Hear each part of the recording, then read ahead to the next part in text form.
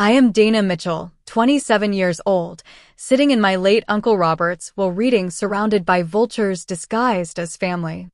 The mahogany table gleams under chandelier light while my relatives lean forward, eyes glinting with greed. Despite everything, I had hope. Uncle Robert always said I was special. Then Mr.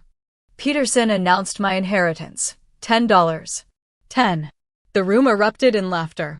Cousin Jason slapped his knee. Aunt Margaret smirked. I wanted to disappear.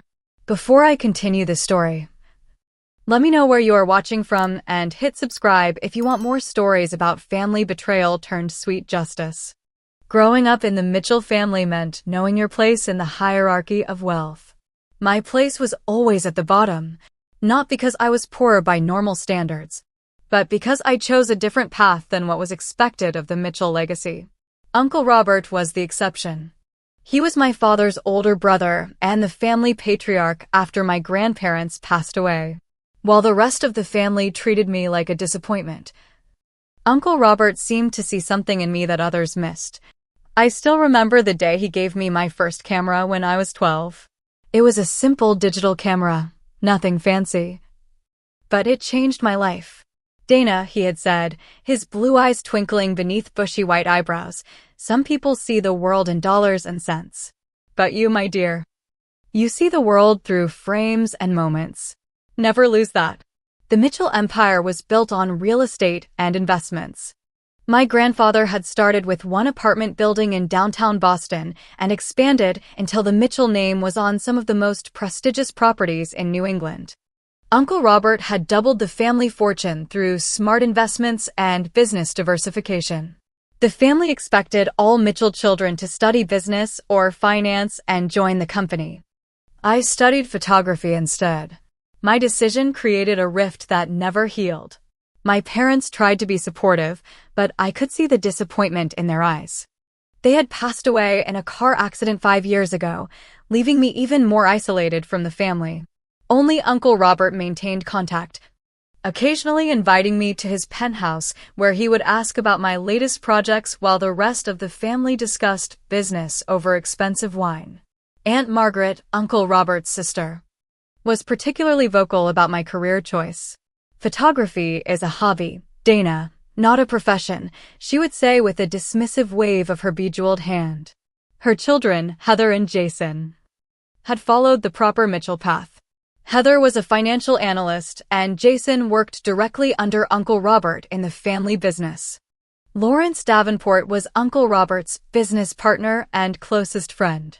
He wasn't family, but he might as well have been for all the influence he wielded. He regarded me with the same mixture of pity and contempt as the rest of them. Through it all, Uncle Robert remained my ally, though a distant one. He never financially supported my photography career, which was something I was actually proud of.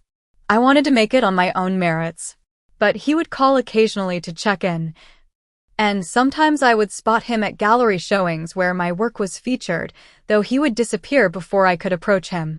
Our last conversation happened just 3 weeks before his death. It was strange. He had called me late on a Tuesday evening. Dana, my dear, how are you? His voice had sounded tired.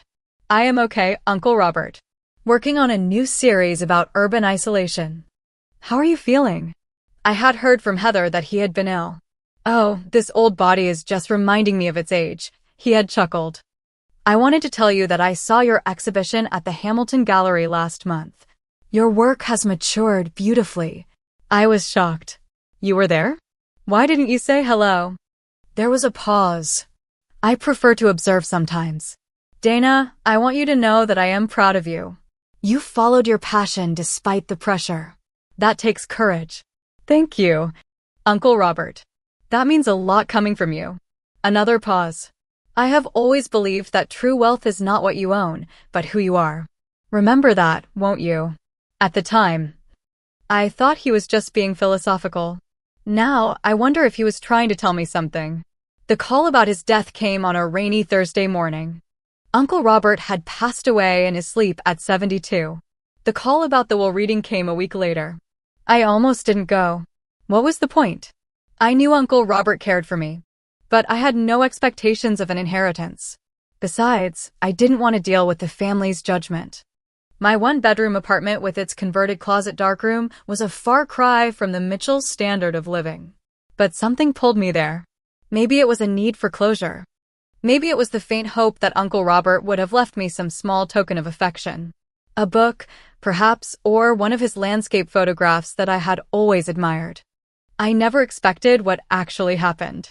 The law firm of Peterson, Goldstein, and Walsh occupied the top 3 floors of a gleaming skyscraper in downtown Boston. I felt underdressed the moment I stepped into the marble lobby. My black dress was appropriate for a well reading, but lacked the designer label that Aunt Margaret and Heather sported. The receptionist directed me to the conference room on the top floor. When I entered, the family was already there, clustered in groups, speaking in hushed tones. Aunt Margaret sat at the head of the table, naturally assuming the position of authority now that Uncle Robert was gone. Her silver hair was perfectly coiffed, and her navy suit probably cost more than my rent. Jason and Heather stood by the floor-to-ceiling windows, admiring the view of Boston Harbor. Lawrence Davenport was engaged in conversation with a man I didn't recognize but assumed was another business associate. No one acknowledged my arrival except for Heather, who gave me a small, tight smile before returning to her conversation with Jason. I took a seat at the far end of the table and tried to make myself invisible. At precisely 10 o'clock, Mr. Peterson entered the room. He was a tall, thin man with round glasses and a solemn expression that seemed permanently etched onto his face.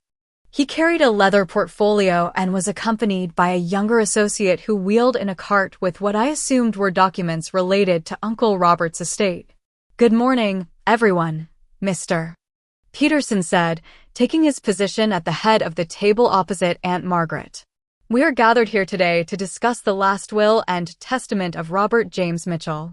Before we begin, I would like to express my condolences to the family. Mr. Mitchell was not only a valued client, but a friend." There were appropriate murmurs of acknowledgement around the table. "Now, let us proceed." Mr. Peterson opened his portfolio and adjusted his glasses. "The will is quite straightforward." Mr. Mitchell was very specific about his wishes. The distribution began. Aunt Margaret received the summer house in Cape Cod, which surprised no one. She had always loved that house and had spent every summer there since they were children. The smugness on her face made it clear she had expected this. Jason received Uncle Robert's collection of vintage cars, a collection worth millions. His face lit up with genuine pleasure. He had always admired those cars. Heather was given the art collection, which included works by several renowned contemporary artists. She clasped her hands together in delight. Lawrence Davenport received a significant portion of shares in the Mitchell Group, along with a personal letter that Mr. Peterson handed to him. Various other relatives and friends received smaller bequests, personal artifacts, books, watches, and other memorabilia that held sentimental value. Throughout the proceedings, I sat quietly, waiting for my name to be called. I truly didn't expect much, perhaps one of his cameras or a book of photography he had owned. Just something to remember him by. Finally, Mr. Peterson cleared his throat and looked in my direction. "To my niece, Dana Mitchell, I leave the sum of $10. The room went silent for a moment, and then someone snickered. The snicker turned into a chuckle, which spread around the table until most of my relatives were laughing openly. $10, Jason exclaimed, not bothering to hide his amusement. "What are you going to do with that fortune, Dana? Buy yourself a fancy coffee?" Heather at least had the decency to look embarrassed, though I caught the slight twitch of her lips as she suppressed her own laughter. Aunt Margaret didn't laugh. She simply looked at me with a mixture of pity and vindication. "Well, Dana, perhaps this will help you understand the value of practical career choices." The humiliation burned through me like acid. $10. It wasn't about the money, it was the message. The public declaration that I was worth less than Uncle Robert's gardener, who had received a generous $5,000 bequest. "I assume you have the check prepared?" I asked Mr. Peterson. struggling to keep my voice steady. He nodded, looking uncomfortable. It will be provided after the conclusion of the reading. I wanted to leave immediately, to escape the smirking faces and the heavy weight of judgment. But something made me stay. Pride, perhaps. I wouldn't give them the satisfaction of seeing me run away in tears. As the reading continued with discussions of some minor properties and investments, I sat frozen in my chair, my mind racing with confusion and hurt. Uncle Robert had said he was proud of me. Had that been a lie? Or was this $10 bequest some kind of final lesson? A reminder that I had chosen to make my own way without family support? Whatever the reason, it felt cruel. It felt like public humiliation. And it confirmed everything I had always feared, that to the Mitchells, I was nothing but a disappointment. By the time Mr. Peterson concluded the formal reading, I had composed myself enough to stand and gather my belongings. The $10 check burned in my hand like a brand of shame. I had tucked it into my wallet without looking at it, wanting only to escape the stifling atmosphere of judgment and smug satisfaction. As I made my way toward the door, snippets of conversation followed me like stinging insects. I thought Robert might leave her something out of pity, Aunt Margaret was saying to Lawrence. He always had a soft spot for strays. $10 won't even cover her parking today. Jason laughed, not bothering to lower his voice. I paused at the door, memories flooding back unbidden. Uncle Robert at my college graduation, standing somewhat apart from the rest of the family, but giving me a thumbs up when I received my diploma. Uncle Robert defending my choice to my parents, saying, "The world needs artists as much as it needs business people." Uncle Robert calling on my birthday every year without fail, even when my own cousins forgot. Had it all been meaningless? Had I imagined the connection, the subtle support? My friends had always been skeptical of my relationship with Uncle Robert. "He's just like the rest of them," my best friend Zoe would say. "If he really supported you, he'd help you financially." I had always defended him. "He respects that I want to make it on my own," I'd insist. "He understands me better than the rest of them." Now I felt foolish, naive. The black sheep who had desperately wanted to believe that at least one member of the flock saw value in her difference. The hurt was transforming into anger now. A slow burn that started in my chest and radiated outward. I had wasted years seeking approval from a family that would never give it. I had defended a man who had ultimately used his final act to humiliate me. I was almost out the door when Heather caught up to me. "Dana, wait." I turned, not bothering to hide my red eyes or tight jaw. "I am sorry about that," she said, gesturing vaguely back toward the conference room. It was unkind of Jason to laugh. "But not unkind of you," I challenged. Heather had the grace to look ashamed. "I didn't mean to." "Look, Dana, you know how Uncle Robert was. He was always testing people, teaching lessons." "And what lesson was this supposed to teach me, Heather? That I should have played your game? Abandoned my dreams to fit the Mitchell mold?" "Maybe," she said softly. "You know it's not too late. You're still family. You could come work for the company. Learn the business." The suggestion was so absurd, so perfectly illustrative of how little she understood me, that I almost laughed. "I don't want your life, Heather. I never have." Before she could respond, Jason approached, casually sliding his car keys into his pocket. The keys to his newly inherited vintage car collection. "Hey, cuz," he said with the fake warmth he reserved for business associates and women he was trying to impress. "Don't take it so hard. If you need a loan or something, I could help you out." The condescension in his voice was the final straw. "I don't need or want your money, Jason. Unlike you, I've actually built something on my own, without riding on Uncle Robert's coattails." His face darkened. "You ungrateful little..." "Jason."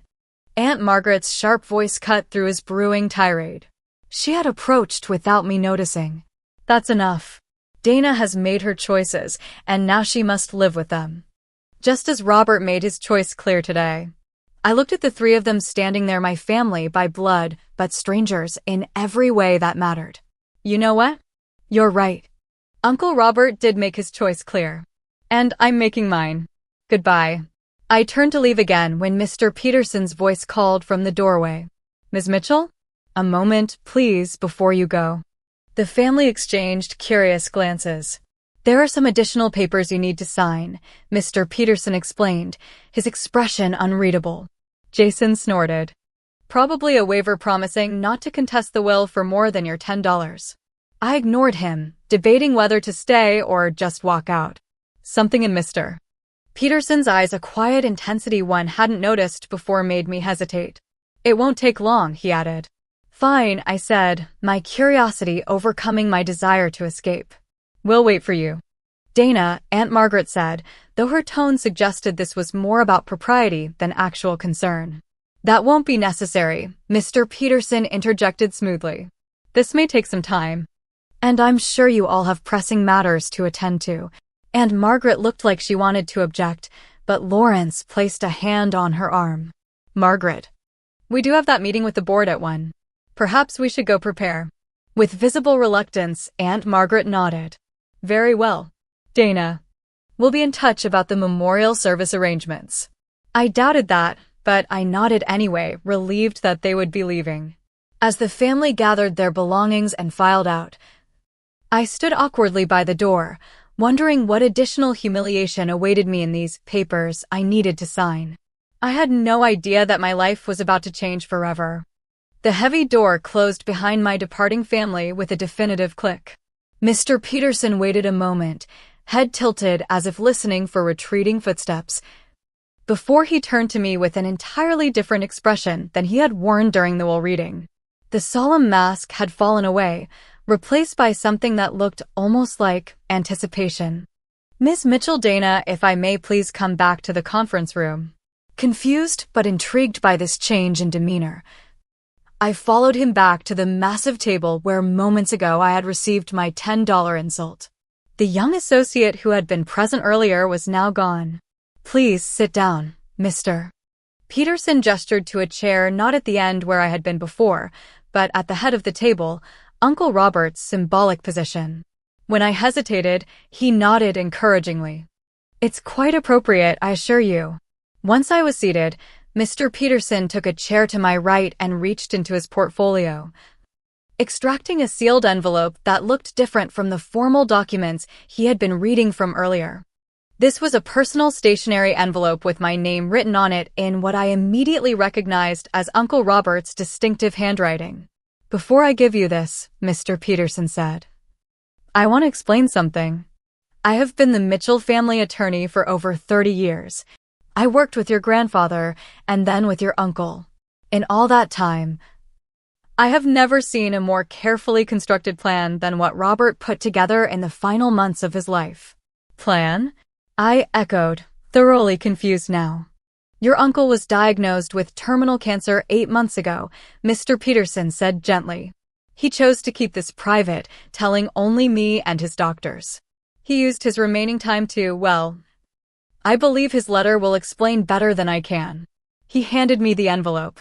It was heavier than I expected, and I turned it over in my hands, noticing the wax seal with Uncle Robert's personal signet ring imprint. Should I? I gestured to the seal. Please, Mr. Peterson nodded. And take your time. I'll be right outside when you're finished. He rose and quietly left the room, closing the door behind him. With trembling fingers, I broke the seal and withdrew several pages of thick stationery covered in Uncle Robert's elegant script. I began to read. My dearest Dana, if you're reading this, then the rather theatrical first act of my will reading has concluded. I imagine you're feeling hurt, confused, and probably quite angry with me right now. For that, I am truly sorry. The public bequest of $10 was a necessary deception, and by the time you finish this letter, I hope you'll understand and forgive an old man's final manipulation.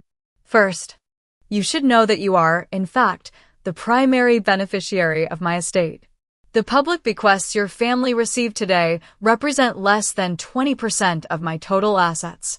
The remaining 80%, approximately $340 million, along with my personal properties, my majority stake in the Mitchell Group, and various other holdings are now yours. But money without purpose is a prison, Dana. I've watched it trap and transform members of our family for generations. I've seen how it warps relationships, priorities, and even one's sense of self. The Mitchells have a particularly virulent case of what I call wealth sickness, the belief that net worth and personal worth are identical. You were the only one who escaped this fate. You chose passion over prestige, purpose over prosperity. I have watched your journey with immense pride, even when I didn't show it publicly. Your photography is exceptional not just technically, but because it reveals a soul behind the lens who sees the world with compassion and clarity. Now, you might be wondering, if I am so proud of you, why the charade today? Why let you believe, even for a short time, that I had dismissed you with a token bequest?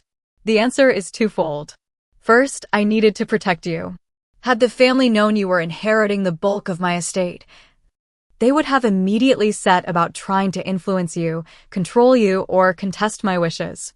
The revelation coming after they've accepted their own bequests offers some legal protection as well as allowing you time to prepare for their inevitable reactions. Second, and perhaps more importantly, I needed you to hear their unfiltered responses. No masks, no pretense. Just their true feelings, revealed in a moment when they believed there would be no consequences to showing them. Information is power, Dana. Now you know exactly who they are.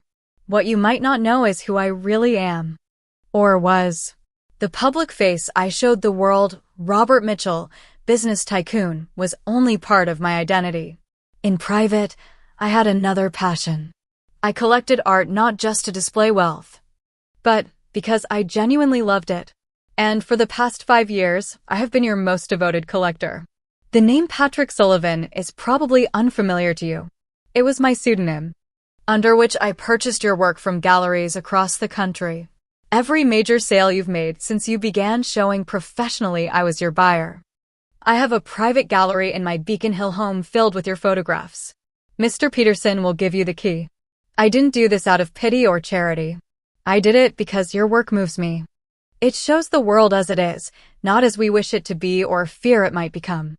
There is truth in your photographs, Dana. Never doubt their value or yours. Now, about your inheritance. Yes, you are wealthy now, extraordinarily so. But with that wealth comes responsibility. The Mitchell Group employs thousands of people. Your decisions will affect their lives. I'm not asking you to become a businesswoman overnight, or ever if that's not your path. The company has excellent management in place. But I am asking you to be conscious of the power you now hold. There are conditions to your inheritance, though minimal ones. 1. You must continue your work as a photographer for at least 10 years. This is non-negotiable. If you abandon your art, the entire inheritance reverts to a selection of charities listed in the formal will. 2. You must take an active interest in the Mitchell Foundation, the charitable arm of our company. How you shape its future giving is up to you, but I hope you'll use it to support the arts and artists like yourself who need space and resources to create. 3. Finally, and this is more request than condition, be wise about who you trust. Money changes how people see you. It will change how you see yourself if you're not careful. Find people who valued you at $10, not just at 10 million. Mr. Peterson has all the legal details and will help you navigate the transition. He is one of the few people I have trusted implicitly throughout my life. Let him guide you, at least initially. I wish I could be there to see the woman you will become with these new resources at your disposal. I wish we had been closer throughout my life. The distance I maintained was partly to protect you from family politics and partly, I admit, from my own discomfort with emotional intimacy, a Mitchell family trait I never quite overcame. Know that I have always loved you, and that this inheritance is not just about money. It's about legacy. Not the Mitchell legacy of properties and portfolios, but a new legacy that you will define. One built on authenticity, compassion, and creative vision. The $10, by the way, was the exact amount my father gave me when I told him I wanted to start my own company instead of working for his. He said it would be all I'd ever get from him. It was both a punishment and the best gift he ever gave me. It forced me to build something on my own terms. Frame the check instead of cashing it. Let it remind you that true worth isn't counted in dollars. with love and faith in your journey. Your Uncle Robert. I read the letter twice, tears streaming down my face by the second reading. Emotions crashed through me in waves too complex to name. Grief for the deeper relationship we might have had if he'd shared more of himself. Anger at the public humiliation he had orchestrated. Even understanding his reasons. Relief that my instincts about him hadn't been wrong after all. And overwhelming shock at the magnitude of what he had left me. $340 million. Majority ownership of the Mitchell Group. Properties I didn't even know he owned. I was still trying to process it all when Mr. Peterson knocked gently and re-entered the room. He was Patrick Sullivan, were the first words out of my mouth. Mr. Peterson smiled. Yes, he was quite pleased with that little deception. He would go to your gallery openings in disguise, sometimes a hat and glasses, very cloak and dagger.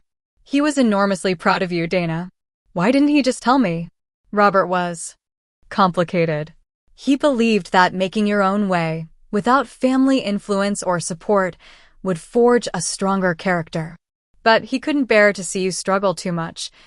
So he found a way to support you that wouldn't undermine your independence. He sat down beside me again. There's more you should know. The private gallery I mentioned is in a penthouse apartment on Beacon Hill that no one in the family knows about. It was Robert's personal retreat. The entire space is filled with your work, arranged chronologically. It's quite moving to see your artistic evolution through his eyes. I shook my head, still struggling to reconcile the uncle I knew with this secret collector of my photography. He knew he was dying for months? He never said anything. Robert faced death as he faced life on his own terms. He spent those months putting his affairs in order, including this rather elaborate plan for his will. He wanted to ensure that his wealth would not only be passed to the person he deemed most worthy, but that it would be a force for good rather than division. Another realization hit me. He was testing them today. My family. He wanted to see how they would react. Mr. Peterson nodded solemnly. And how you would react as well. He once told me, Dana is the only genuine person in the family. I need to make sure money doesn't change that. I looked down at the letter again, at Uncle Robert's distinctive signature at the bottom. A wave of determination washed over me. I would not let him down.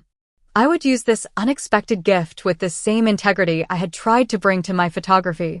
What happens now? I asked.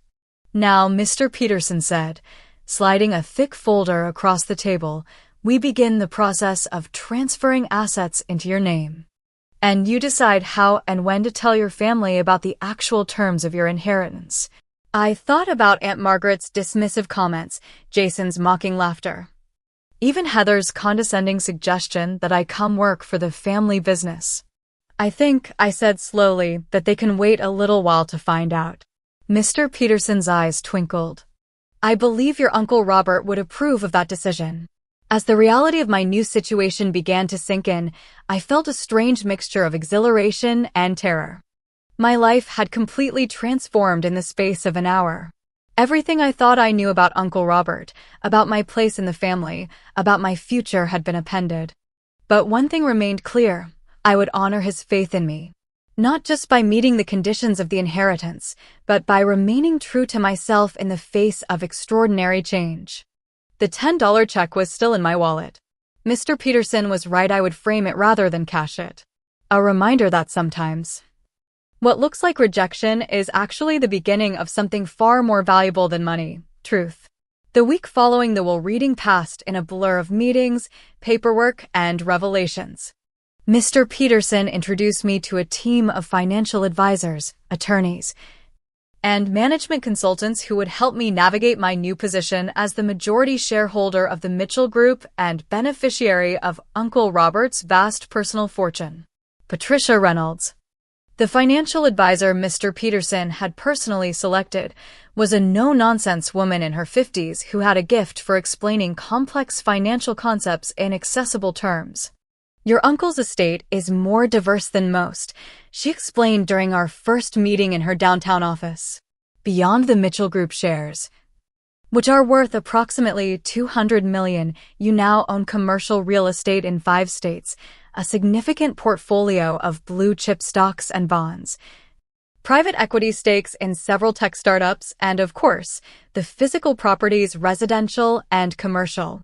I sat across from her, still wearing the same style of clothes I'd always worn, jeans and a simple blouse, feeling like an imposter.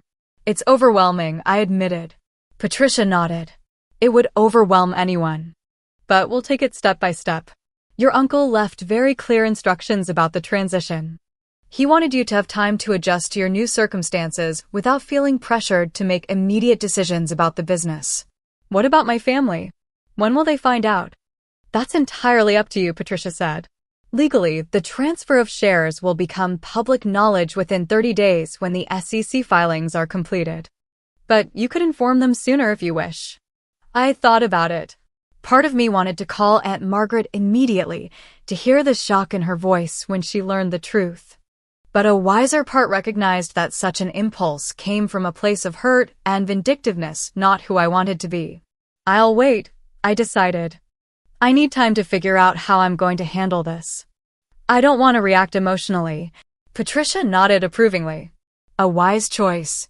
In the meantime, we should discuss your immediate financial needs and how you want to structure your personal accounts. By the end of the meeting, I had a new checking account with $100,000 in it for immediate expenses, Patricia had said casually, as if that were a normal amount for groceries and rent. A credit card with a limit higher than what I used to make in a year, and a preliminary outline of how my various assets would be managed. I went home to my small apartment that night feeling like I was living in a strange dream. Nothing had physically changed: the same worn furniture, the makeshift darkroom, the stack of photography magazines on the coffee table, but everything felt different. I was different. The most surreal moment came the next day when Mr. Peterson took me to Uncle Robert's secret Beacon Hill penthouse. It was in one of Boston's most exclusive buildings, a historic brownstone that had been converted into luxury condominiums. The doorman greeted Mr. Peterson by name and showed us to a private elevator that required a key to operate. Your uncle purchased this under his Patrick Sullivan alias, Mr. Peterson explained as we ascended.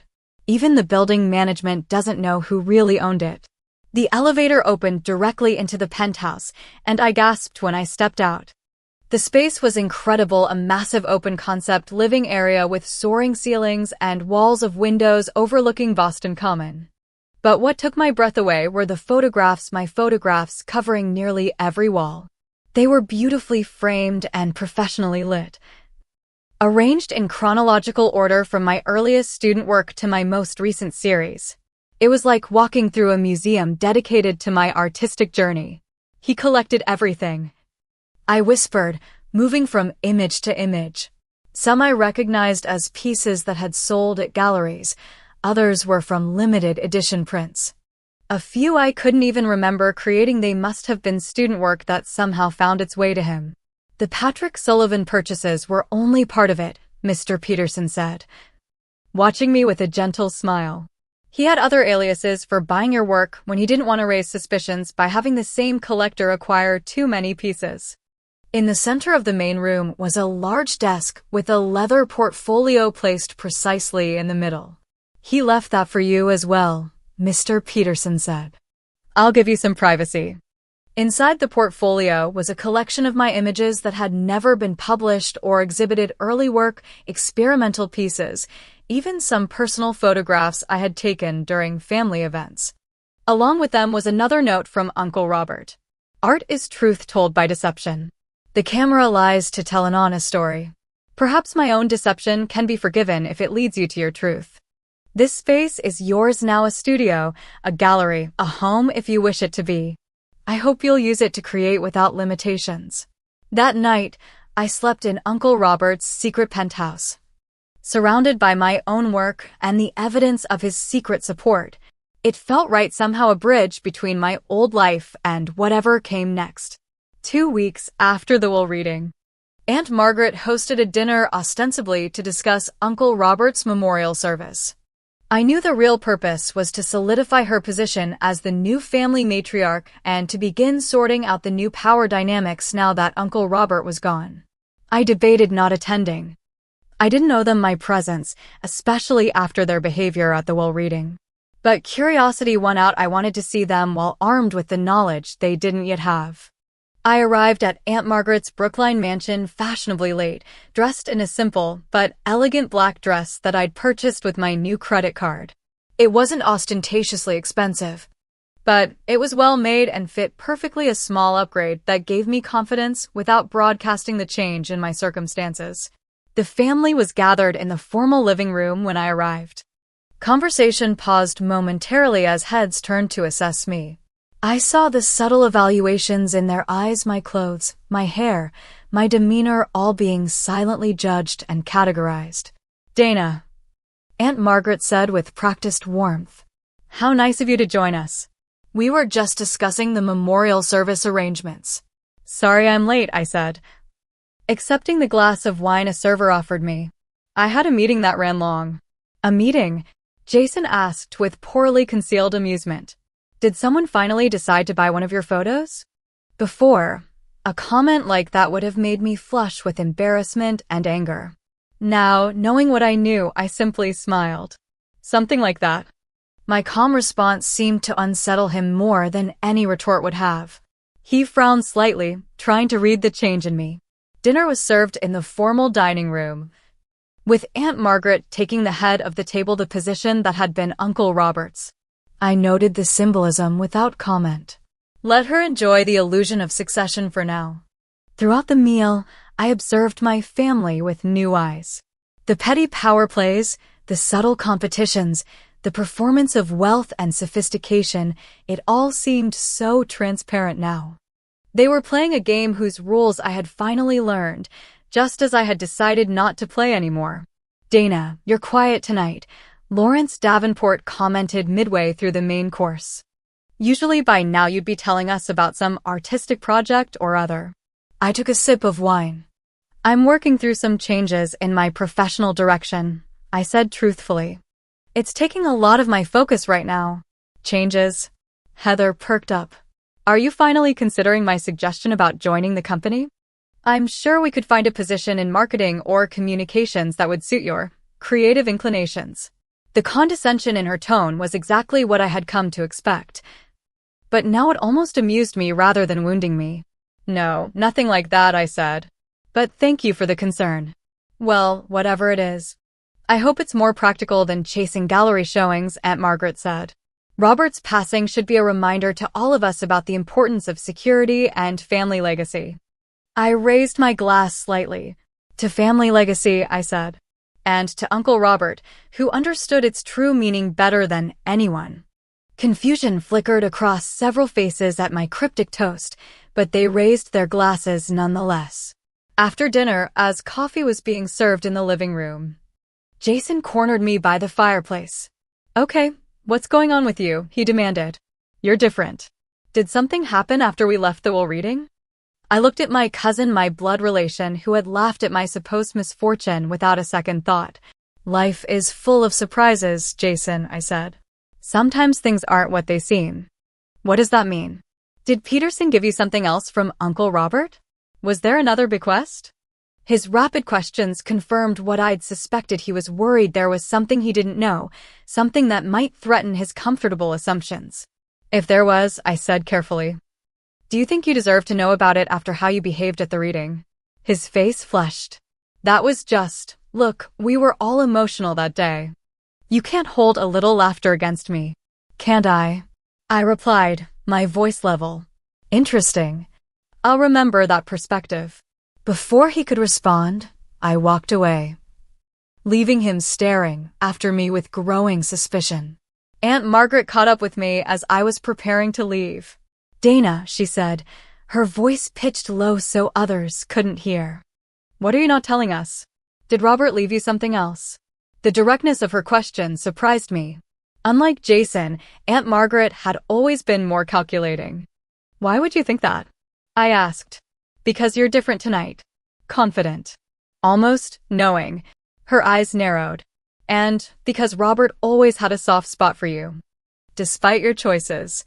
I met her gaze steadily. If Uncle Robert had wanted you to know everything about his decisions, he would have told you himself. Her lips tightened. We're family, Dana. Whatever secrets you think you have, they'll come out eventually. It would be better for everyone if you were transparent now. Transparency, I repeated. That's an interesting value coming from you, Aunt Margaret. Tell me, have you always been transparent with the family? With Uncle Robert? A flash of something unexpected crossed her face, uncertainty, perhaps even fear. It was gone quickly, replaced by her usual composed expression, but I had seen it. There was something there. Some history I didn't yet understand. Think carefully about your next moves, Dana, she said finally. The Mitchell name carries responsibilities and expectations. I couldn't agree more. I replied, gathering my coat. Uncle Robert taught me that in his own way. As I left the mansion and stepped into the cool evening air, I felt a strange mixture of power and responsibility settling over me. I had information they didn't, resources they couldn't imagine, and a new perspective on the family dynamics that had shaped so much of my life. For the first time, I was the one with the advantage. The question now was how I would use it. 6 months after the will reading, my life had transformed in ways I could never have imagined. The SEC filings had become public, and with them, the news that I was now the majority shareholder of the Mitchell Group. The family's reaction had been exactly as expected: shock, outrage, and then rapid attempts to realign themselves with me. Aunt Margaret had been the first to call, her voice strained with forced pleasantness. Dana, darling, we need to talk. There seems to have been some confusion about Robert's intentions. No confusion, Aunt Margaret, I had replied calmly. His intentions were perfectly clear. After the initial wave of family drama had subsided, or at least gone underground, I had begun implementing the vision that had been forming since I first read Uncle Robert's letter. The first major project was the creation of the Dana Mitchell Gallery, a space dedicated to showcasing emerging photographers who, like me, had talent but lacked connections and resources. I purchased a former warehouse in Boston's SoA Arts District and worked with architects to transform it into a state-of-the-art exhibition space with studios available for artists in residence. Patricia had initially raised her eyebrows at the investment. You understand this is unlikely to be profitable, at least in the conventional sense. Profitability isn't the point, I explained. This is about creating opportunities one wish I'd had. Besides, Uncle Robert's letter specifically mentioned using the Mitchell Foundation to support the arts. The Mitchell Foundation had indeed become my primary focus.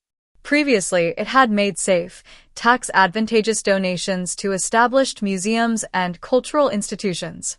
I restructured it to focus on arts education in underserved communities, scholarships for young artists, and direct support for working photographers struggling to sustain their practice. My personal life had evolved as well. I moved into Uncle Robert's Beacon Hill penthouse, converting part of it into a working studio while maintaining the gallery space showcasing my work. It became my sanctuary, a place where I could create without financial pressure while still remembering my journey and Uncle Robert's secret support. I continued my photography with a renewed sense of purpose. My latest series explored wealth and identity themes that had become personally relevant in ways I never expected. Ironically, now that I didn't need to sell my work to survive, galleries were even more interested in showing it. I donated all proceeds from sales to the foundation. Not everything was smooth sailing. Of course, the family made several attempts to challenge the will or to pressure me into giving them greater control of the company. Jason was particularly persistent, alternating between attempts to intimidate me and trying to forge an alliance. You're a photographer, Dana, not a businesswoman, he argued during one particularly tense meeting. You need someone with experience to help manage the Mitchell Group. I've been working there for years, I know the operation inside and out. And yet Uncle Robert chose me, I replied.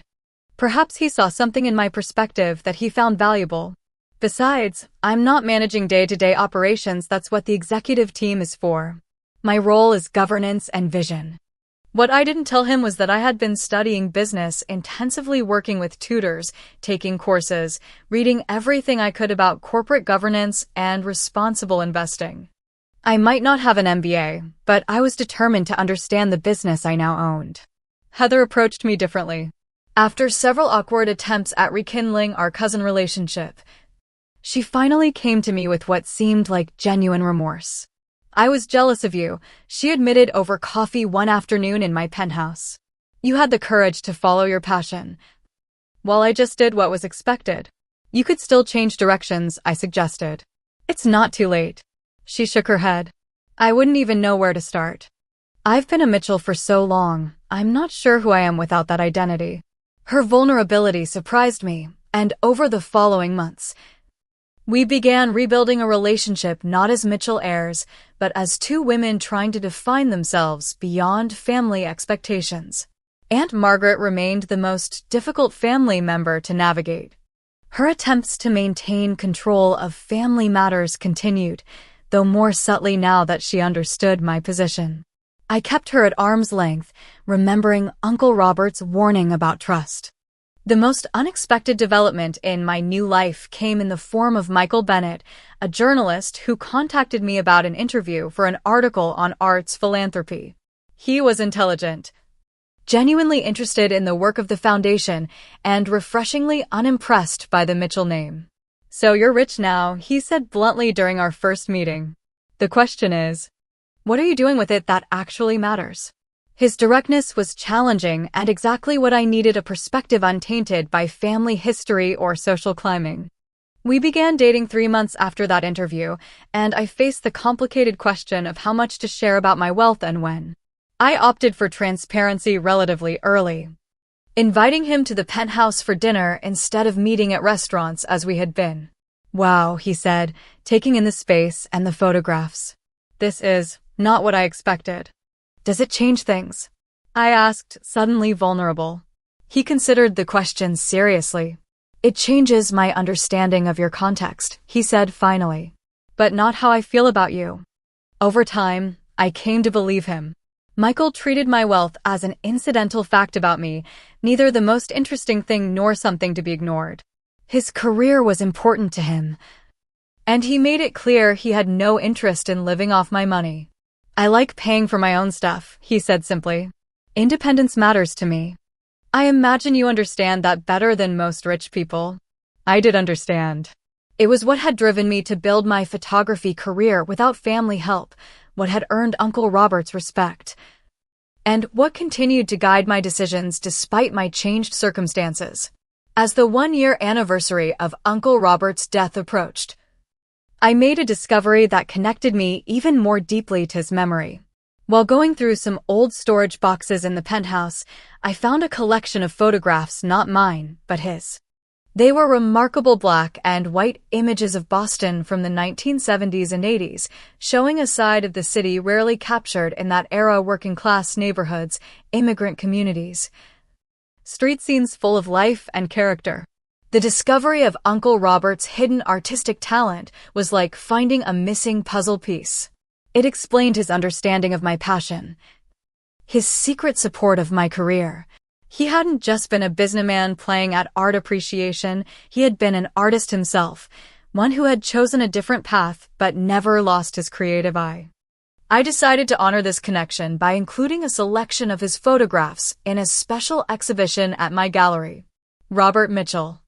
The unseen eye would run alongside works by the emerging photographers I was supporting, creating a dialogue between past and present, between wealth used to create and wealth used to enable creation. As I prepared for the exhibition, I reflected on how far I had come in just 1 year. From struggling photographer to reluctant business owner, from family outcast to powerful philanthropist. The journey had been disorienting at times, but I had tried to stay anchored to the values that had always guided me: authenticity, compassion, and creative integrity. The $10 check from the Will reading hung framed in my studio, just as Uncle Robert had suggested. Next to it, I placed a simple photo I had taken of him years ago at a family gathering. He wasn't looking at the camera, but gazing out a window, his expression thoughtful and a little sad. I hadn't understood that expression when I captured it, but now I thought perhaps I did. It was the look of someone living a divided life, one part fulfilling expectations, another part nurturing secret passions and hopes. Uncle Robert had found a way to bridge those worlds in his final act. Now it was my responsibility to live fully in both, not divided, but integrated. Wealthy, but not defined by wealth. A Mitchell, but entirely myself. The anniversary of Uncle Robert's death fell on a perfect autumn day in Boston. Crisp air, golden sunlight. Leaves turning brilliant shades of red and orange in the public garden. It felt like a day for new beginnings rather than somber remembrance, which seemed fitting given the nature of the gallery opening I had planned. Robert Mitchell, the unseen eye, had generated unexpected buzz in Boston's art community.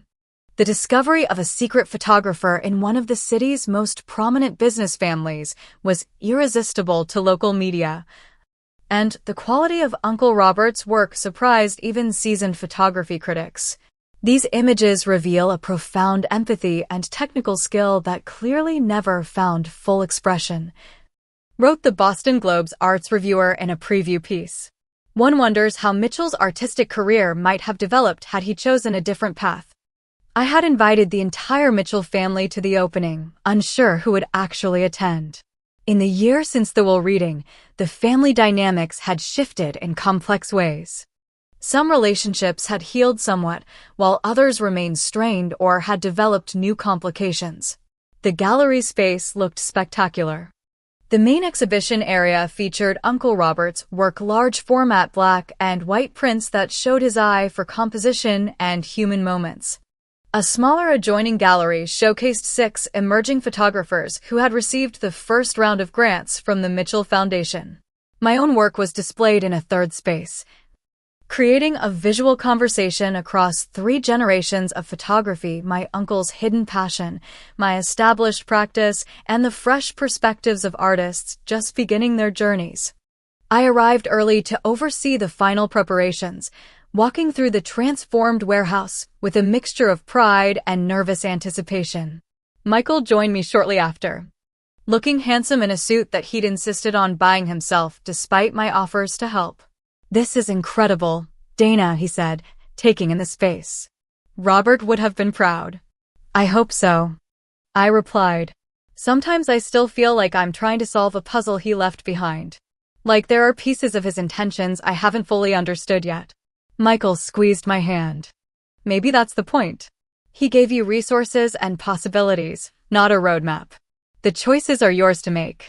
The gallery began filling with guests, art critics, photographers, local cultural figures, and eventually, family members. Aunt Margaret arrived first, elegant as always in a tailored navy suit, her eyes sweeping critically over the space before settling on me. "Dana," she said, air-kissing my cheeks. "This is unexpected." "Thank you for coming, Aunt Margaret," I replied sincerely. "It means a lot to have family here." She nodded, then gestured to the photographs.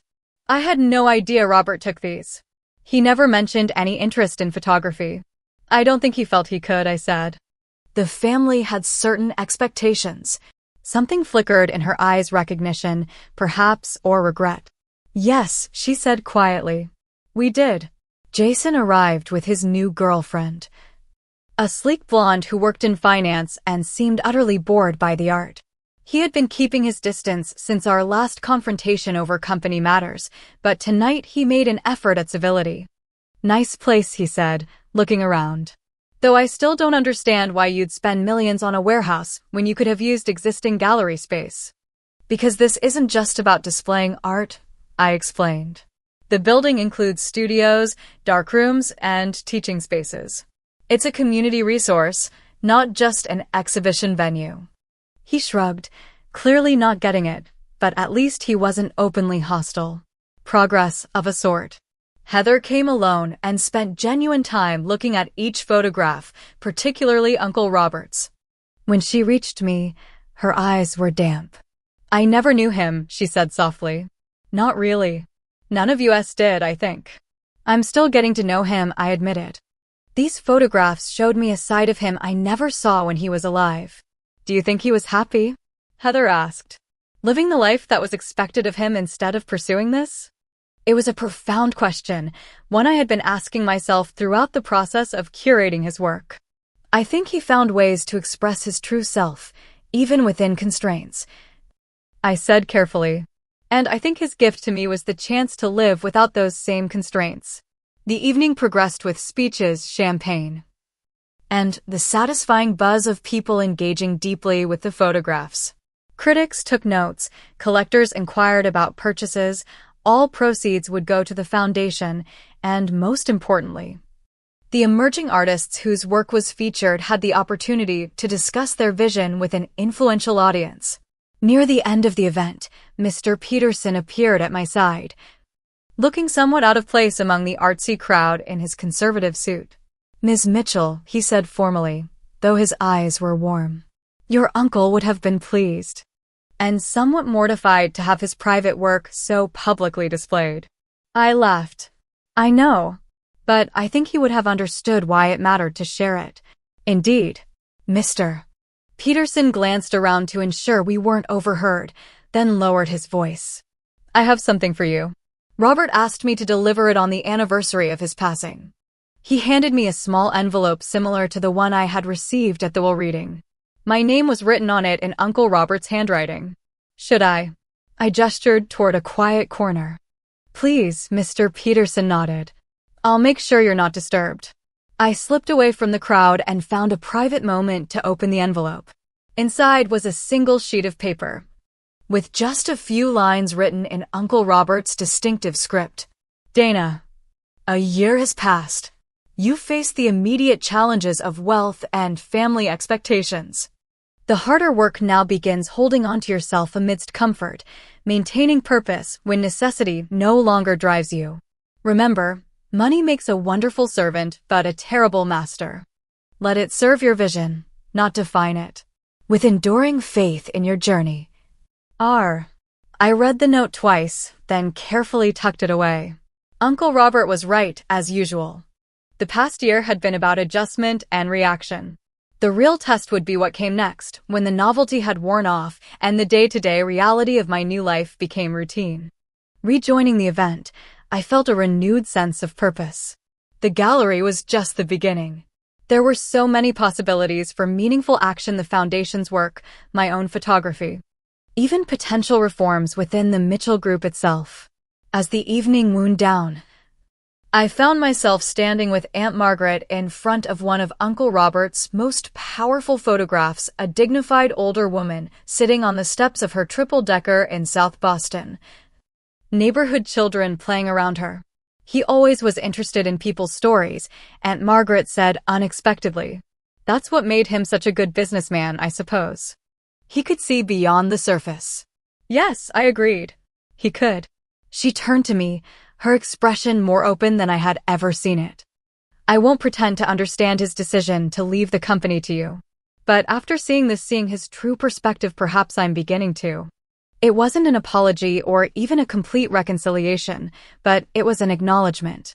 A small bridge across the chasm that had always existed between us.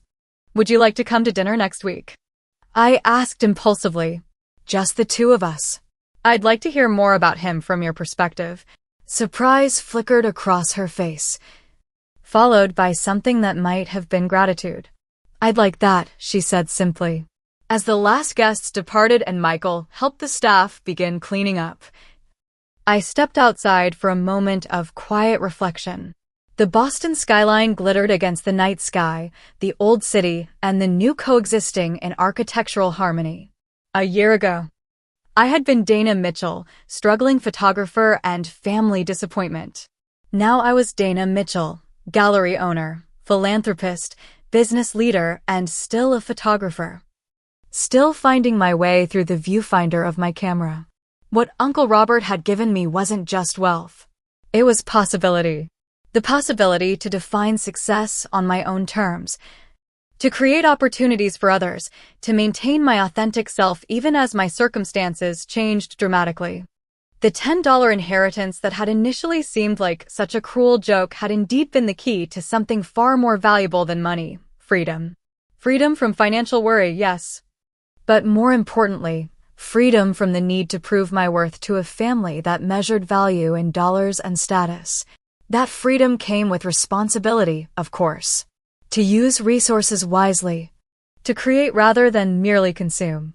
To remain grounded in the values that had guided me before wealth complicated everything. As I looked out over the city, I felt both the weight and the lift of that responsibility. There would be challenges ahead: family tensions, business decisions, the ongoing navigation of new relationships. But for the first time since Uncle Robert's death, I felt fully capable of meeting those challenges not just as his heir, but as myself. I thought about what Uncle Robert had written in his final note. Money as servant, not master. Vision as the driving force, not comfort or status. In the end, perhaps that was his greatest legacy, not the millions he left me, but the example he set of a life lived authentically even within constraints. He had found ways to pursue his passion for photography quietly, without fanfare. He had used his wealth to support art he believed in, including mine. He had maintained his own perspective in a family that valued conformity. I returned to the gallery where Michael was waiting. Tomorrow would bring new challenges and opportunities. But tonight, surrounded by 3 generations of photographic vision, Uncle Robert's, mine, and the emerging artists we were supporting, I felt a profound sense of continuity and purpose. The true inheritance wasn't in the bank accounts or property deeds. It was in the perspective that allowed me to see beyond surface value to deeper meaning. It was in the courage to follow my own path. It was in the understanding that wealth was a tool, not an identity. What would you do if you suddenly inherited millions? Would you stay true to yourself, or would the money change you? I would love to hear your thoughts in the comments below. If this story resonated with you, please give it a like and subscribe for more stories about finding authenticity in challenging circumstances. And if you know someone who might need this reminder about what truly matters, share this video with them. Thank you for joining me on this journey, and remember, your worth isn't counted in dollars. Hashtag SEO YouTube description, 155 words. Unexpected inheritance turns family humiliation into sweet justice in one of the most satisfying revenge stories you'll ever hear. When Dana's wealthy uncle leaves her just $10 at his will reading, her family's mockery cuts deep. Little did they know, this apparent insult was actually setting up one of the ultimate revenge stories of family vindication. With 340 million reasons to smile, Dana navigates her new reality, while family members who once laughed scramble to get back in her good graces. This tale combines elements of classic revenge stories with profound lessons about authenticity and true worth. Unlike typical revenge stories that end in bitterness, Dana's journey reveals how success and integrity make the best revenge. Perfect for fans of karma, comeuppance, and family drama. If you enjoy satisfying revenge stories where kindness ultimately prevails, this emotional roller coaster will leave you cheering for the underdog who gets the last laugh.